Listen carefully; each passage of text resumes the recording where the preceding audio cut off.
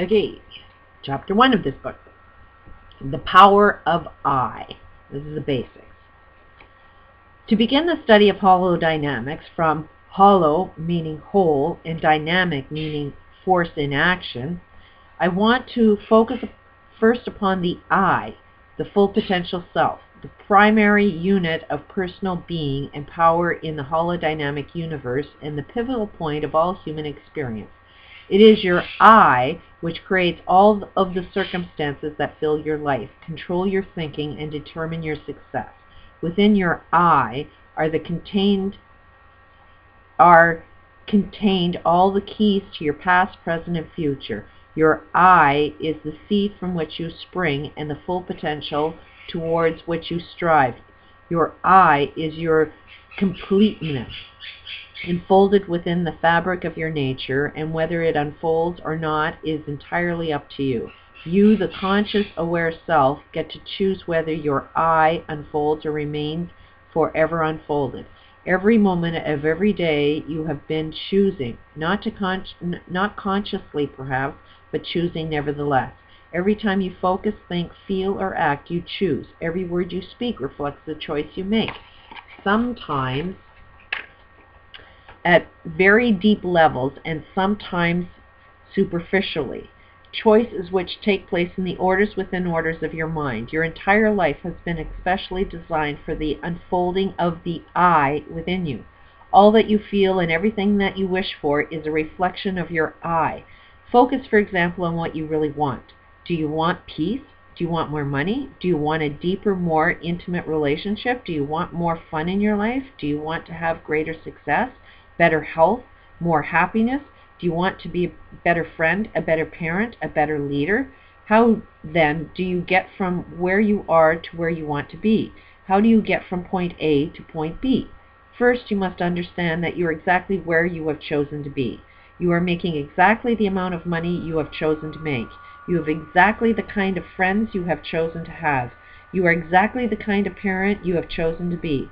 For what you experienced in life are the consequences of choices made deep within your mind, often subconsciously, but made in part of your mind, which is intelligent, knowing, and caring. Even your most miserable, painful, and devastating experiences are the result of choices you have made. Not the conscious you, but the I within you. This I controls all the orders within your mind. To align your conscious self with your I, it is necessary to access the deeper dimensions of your mind and to learn the principles by which everything operates. You will learn that your mind is a reflection of the total universe. That is it, in fact, holodynamic. There is perhaps no better reflection of the orders of nature, the nature underlining and folded orders within orders, than the human mind. It is the clearest, purest, and most accessible expression of life on the planet, and also the most complex. As such, the mind gives us our most comprehensive view of nature's orders within orders. So as everything collapsed, you created it. You may think that it's out there forces. You may think it's an elite. You may think it's evil forces. But you are the one that created exactly where you are today. And knowing that gives you power. Because it's like, why don't you just change what it is you want? And this will help teach you how. Once you know how you're doing it to yourself, then you won't do it anymore. And this is a study of, I wanted to understand why I could just make magical things happen and appear magically, where everybody else believed, no, that would be impossible to create. But then I also had abusive experiences. So that was my study, is why can I make great things happen, but also these abusive things happen? And it was a hard pill to swallow, but all of my abusive experiences, which were criminal, there were criminal acts done on me. But ultimately, it was my choices that created it. Hard pill to swallow, but you got to swallow that pill in order to make better decisions for yourself. Orders within orders. Everything you have ever believed is not true. Everything you believe today is not true. Everything is a lie. I have not seen anybody tell the truth yet, even the ones that are enlightened. It's all a freaking lie. Everything is a lie. If you believe your planet is round, it's a lie. If you believe the sky is blue, it's a lie. Everything is a lie, and you gotta let go of that lie to open your perspective to see the big picture. It's not that it's false. Get that? It's not like it's false. It's just not true in the way you believe it's true. For even the way you look at things, the way you interpret them and feel about them, it is subject to orders within orders. It reminds me of a story told of the scientist who was giving this wonderful lecture on how the world was formed and how the sun is the center of our particle solar system and how everything is held in natural balance. After the lecture, a little old lady came up to him and said, "You can't fool me, Sonny. This earth is flat, and it sits on the back of a great turtle."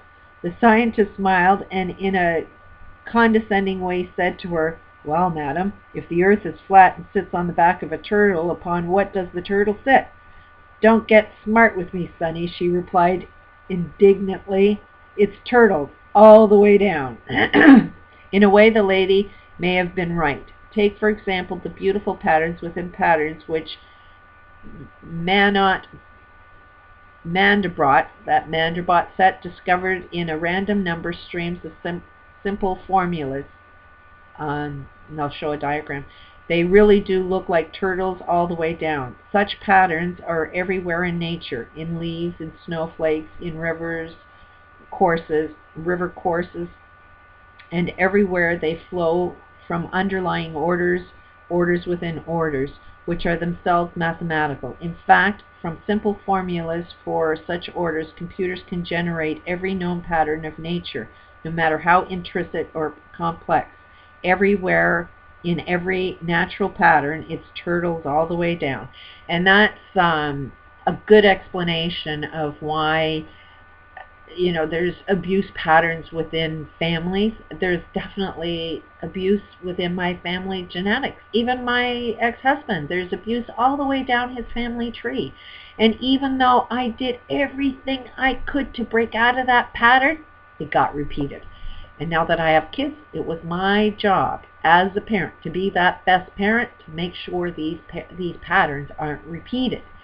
And I cannot influence my direct family because it's a pattern that society sustains, which is something that I didn't know. I thought that, I could be the one that changes myself, but it's like if I don't even know the full, bigger picture of how to jump out of that pattern, no matter what I do, I won't change the pattern. It's like changing the paint color in a room and thinking you're in a different room. And that's what I did. And that's the same pattern that goes on. Is like my kids are saying, no, I'm not going to make the same mistake as my parents. It's like, I said those same words. And yet look at where I am today.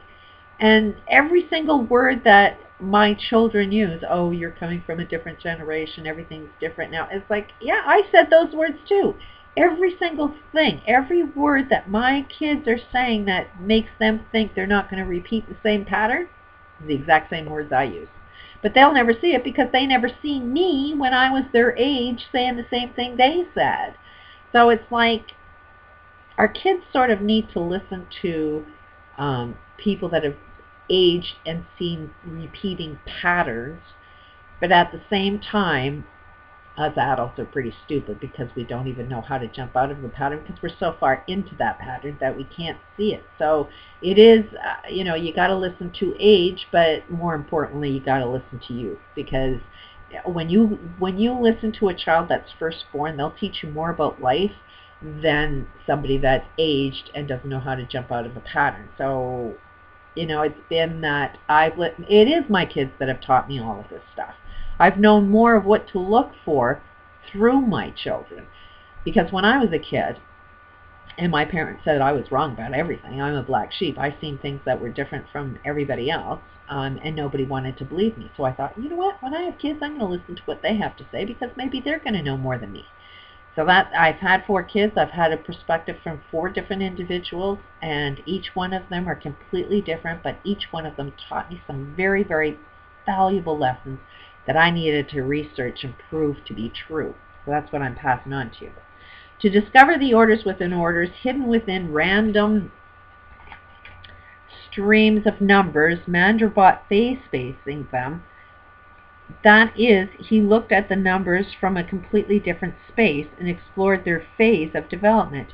Using that same process, you can phase space the streams of thought within your mind and discover the orders within orders hidden there. Phase spacing. What you see is not all there. To explore the orders within orders of your mind, you phase space your mental patterns. You take the natural way you look at things and put it into another space so that you can see your patterns from a different angle. For example, suppose you were asked to draw a motion of a pendulum on a piece of paper. How would you draw it? Now, if you phase space it and saw it from a different angle, the motion of the pendulum might look like the following figure. So here's the figure. Like that's taking that, it's this way, but if you drew it out and you just moved it a bit, it kind of looks like turtles all the way down. Patterns within patterns, repeating. It's like being in a ball of string. This is the best explanation. Your problem is like being in a ball of string. If you're totally wound up in the ball of string, your whole world is the problem or the ball of string. But if you step out of the problem, out of the ball of string, you can see what it is. You can get a much better view of how to approach it, whatever it is you have there, whether to entangle the ball of string or simply to walk away from it until it becomes just a dot in the road of life. Chances are you'll have to deal with your problem sooner or later, and when you do, phase spacing will be there to help you. It is the friggin' coolest tool.